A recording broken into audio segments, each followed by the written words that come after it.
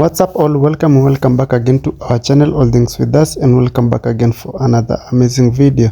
So in today's video I'm just going to be showing you some clips or step by step on how I did make a new bed from scratch. So the first thing that I did was making this frame. That is the frame that we did make. And to make this design we had to go through a lot of processes that I'm going to be showing you some clips on how we did go about making this bed. So this bed was a 5x6.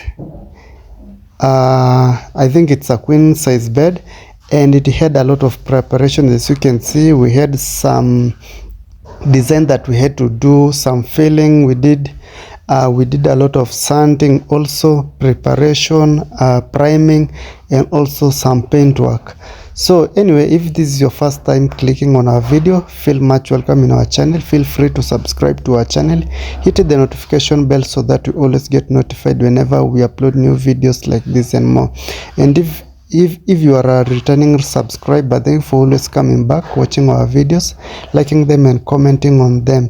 We have a variety of videos in our channel because we normally do transformation videos, makeover videos, also we do some DIYs and many more. You can just visit our channel and check out more of our content. So these are the frames after we prepared, after the process that I've just explained, and now we have just primed them and they are ready to be painted, because we were going to be priming them, then painting them all white. And then there are some parts that we had to do some tufting, some fabric, and also some places we are going to be putting mirrors. So that is basically the design that we are going to be making, but everything will make sense after you have seen the full video. So make sure to watch the video till the end so that you can fully understand all the steps and processes that we did follow while making this bed. And I'm really grateful to all my subscribers. Thank you for subscribing to our channel, and the fact that you keep supporting me, watching my videos, liking them and commenting on them. I really do appreciate you.